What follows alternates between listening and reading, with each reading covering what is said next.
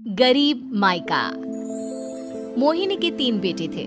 पति खूब अच्छा कमाता और बड़े घर के ऐश सब था मोहिनी के जीवन में। लेकिन एक चीज जो नहीं थी वो थी सुकून। मेरी बहन और मेरा भाई दोनों गरीब, लेकिन मैं मेरे पास तो नोट की बरसात है। तभी मोहिनी की बहन बीना उसके दरवाजे आ जाती है। अरे मोहिनी, कैसी है? मेरे घर में ना सिलेंडर खत्म हो गया है। तेरे पास तो इतने पैसे हैं, भरवा देना मेरा सिलेंडर। पैसे जैसे ही आ जाएंगे मैं दे दूंगी। तभी मोहिनी का पति राकेश आ जाता है। क्या है बिना, ये अपने घर की परेशानी हम लोगों के घर ना गाया करो। तुम्हारी बहन को तुम लोगों पर तरस आ जाता है और वो पैसे देने लग जाती है। मुझे ये बिल्कुल पसंद नहीं है। ओ जीजा जी, नहीं, मैं तो वो बस अच्छा, मैं चलती हूँ। बीना वहाँ से चली जाती है। उसके जाने के बाद अच्छा किया जो आपने सुना दिया। अरे न जाने क्या सोचकर मेरे घर आ जाती है कि जैसे यहाँ तो भंडारा भरा है। अरे कितना तो दे दिया। अच्छा जी, जरा 1000 तो देना। वो बिन्नी दीदी है ना, उनके घर जा रही हूँ। उनका पोता हुआ है तो मुंह दिखाई दे दूंगी। हाँ, उन लोगों के आगे तो शो ऑफ किया करो। वो खुद को बड़ा अमीर शो करते हैं ना, दिखा दे कि तू भी किसी से कम नहीं है। हाँ जी, इसी के लिए तो जा रही हूँ।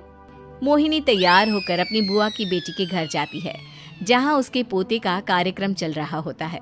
वहाँ वीना भी आई होती है। अरे वीना, क्या जरूरत थी यहाँ आने की? तेरे घर पर गैस नहीं है तो वो भरा लेती।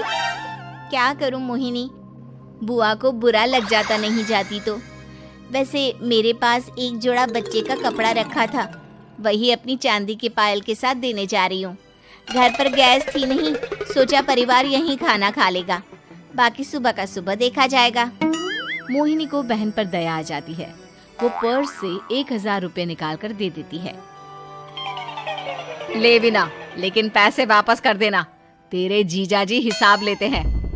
मोहिनी भी क्या करती, गरीबी में बहन का सहारा ही उसके जीवन जीने का आधार था। फिर एक रोज, सुनिए, भाई के घर बेटी हुई है, मुझे माँ के पास जाना होगा। अरे उस घर में ना कूलर है ना एसी, कैसे रहोगी तुम? हाँ, वही सोच रही हूँ कि अकेली जाऊं, बच्चों को साथ ना ले जाऊं। चली जाओ, लेकिन ये जो तुम अपने गरीब परिवार से मिलने चली जाती हो ना, मुझे बिल्कुल अच्छा नहीं लगता। पता नहीं मैं भी कैसे मैनेज करती हूँ, लेकिन क्या करूँ। मोहिनी भाई भाभी के घर आती है। मोहिनी, कैसे आना हुआ? तू यहाँ हम लोगों के घर रह लेगी या फिर किसी होटल में रहेगी? क्या हो गया है माँ? मोहिनी को क्यों ऐसे बोल रहे हैं आप? अरे तू नहीं जानती अपनी ननद को, पैसे वाली है ना, तो ऐड कुछ ज्यादा ही है। मोहिनी को माँ की बात का बुरा नहीं लगता है, क्योंकि उसे पता ही नहीं चलता कि माँ उसे जली कटी सुना रही है। वो भाभी की बच्ची के साथ लेन देन करती है और वहाँ से चली जाती है। उसके जाने के बाद, माँ, क्यों आप मोहिनी को इतनी सारी बातें सुनाती हो? भाई का बेटा बोल पड़ता है। माँ, क्योंकि दादी जानती है कि बुआ के अंदर घमंड है। सही बोल रहा है मोहन। बहू भले तुझे ना दिखता हो, लेकिन मुझे और मोहन को दिखता है कि वो कितनी घमंडी है। मोहिनी मायके आती है, जहाँ गरीबी के कारण चीजें कम होती हैं। इस मोहन के बच्चे को काम पर लगा दो ना, किसी दुकान या किसी होटल में। बर्तन धो लिया करेगा, कम से कम 4 पैसे और आएंगे घर में। देख मोहिनी, माना तेरे पास पैसा है, लेकिन तेरे भाई के दिन इतने भी बुरे नहीं चल रहे कि वो अपने बच्चे की पढ़ाई रुकवाकर उससे बर्तन धुलवाए। मोहन माँ की ओर देखता है, जैसे आंखों से बोल रहा हो, देख लिया बुआ का हाल। हाँ मोहिनी, बात तो सही है, लेकिन अभी मोहन को पढ़ना है। आखिर तुम भी तो अपने दोनों बेटों को पढ़ा रही हो ना। मेरे बेटों से कैसे कंपेयर कर सकती हैं आप? अरे वो तो कलेक्टर बनेंगे। हाँ, कल को वो मोहन को नौकरी में रख लेंगे, क्यों? मोहिनी कुछ दिन और रहकर चली जाती है। धीरे धीरे दिन बीतता है। मोहन बड़ा होता है और कड़ी मेहनत से सफल भी हो जाता है। मोहिनी, माँ के जाने के बाद तो तुमने भाई भाभी के घर जाना छोड़ ही दिया, क्यों? वो क्या है ना, उन लोगों का घर छोटा है, मेरे बच्चे जाना ही नहीं चाहते। पर तुझे क्यों अचानक मायके की बात याद आ गई? यार, मेरा तो मायका है, भाई भाभी है, मेरा तो आना जाना लगा ही रहता है। हाँ, क्योंकि तुझे आदत है ना ऐसे छोटे से घर में और कम पैसे में रहने की। वैसे क्या खबर है आजकल मायके की अपने? अब वो घर छोटा और कम पैसे का नहीं रहा, क्योंकि मोहन तो बहुत बड़ा आदमी बन गया है। फिर क्या? मोहिनी भाभी को फोन करती है। मोहन किसी बड़ी कंपनी का मैनेजर हो गया है क्या भाभी? क्या ये सच है?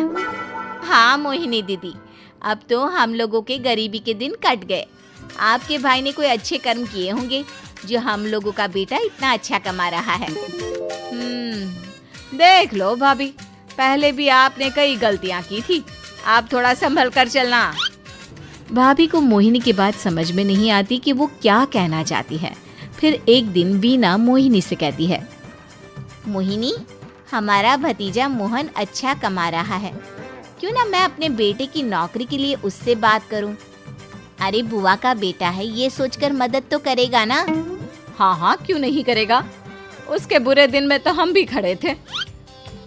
मोहन को वीना फोन करती है और अपने बेटे की मदद करने की बात करती है। हाँ हाँ बुआ, क्यों नहीं, आप सिद्धार्थ को भेज दें, मैं अपनी ही कंपनी में उसकी नौकरी करवा देता हूँ। दिन बीतते हैं, अब वीना के हालात भी अच्छे हो जाते हैं। क्या बात है वीना, तूने भी कार ले ली, वो भी इतनी अच्छी। हाँ मोहिनी, अपने भतीजे के कारण तो हम लोगों के दिन अच्छे हो गए। उसने सिद्धार्थ की नौकरी लगवा दी है, वो भी शानदार। ठीक है, लेकिन पैसे ख्याल से खर्च करना। तो क्या है ना, पैसे आने आसान है लेकिन संभालने मुश्किल।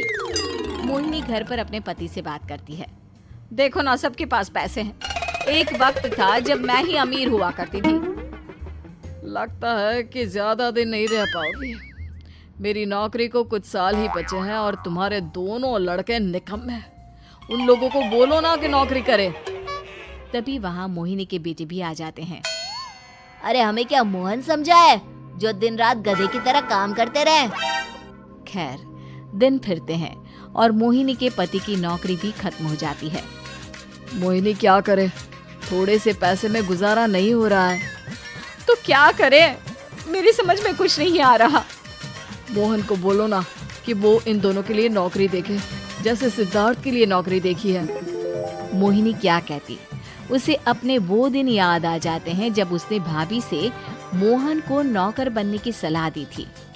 क्या हो गया, क्या सोच रही हो मोहिनी? यही कि वक्त कभी भी किसी का भी पलट सकता है। ऊपर वाले से डर कर रहना चाहिए।